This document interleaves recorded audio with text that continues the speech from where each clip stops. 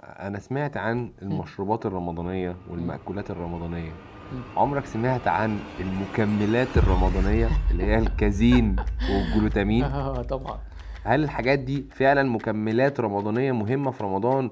وتلاقي محلات السبلمنت لازم ينزلوا جلوتامين وكازين ويقولوا لك اهم حاجه في رمضان؟ دعاية ناجحة. دعاية ناجحة، ولكن بالعلم تعالى اقول لك ان الكازين والجلوتامين هما مش مكملات رمضانية. بروتين الكازين بروتين بطيء الامتصاص.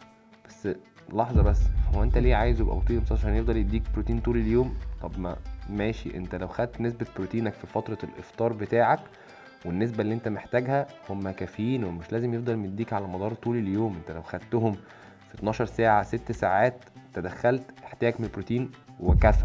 مم. وكذلك الجلوتامين مش بيقلل من الهضم العضلي. الجلوتامين ده حمض اميني من ضمن حاجة وعشرين حمض اميني المكونين للبروتين، وحمض اميني غير اساسي، مش من الناين تمام. اسينشال امينو اسيدز.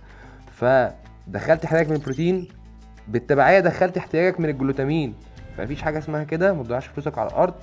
اعمل دايت مظبوط، بروتين انتاك مظبوط، مش هتحتاج مكملات رمضانية. ولو انت يعني عايز في الاخر ان انت تبطئ البروتين في اخر وجبه، زود شويه فاس في الوجبه دي. الفاس بيبطئ امتصاص الوجبه، ويبقى انت كده وفرت فلوسك وكلت اللي انت عايزه يا باشا واتبسطت وزي الفل. كل سنه وانتم طيبين.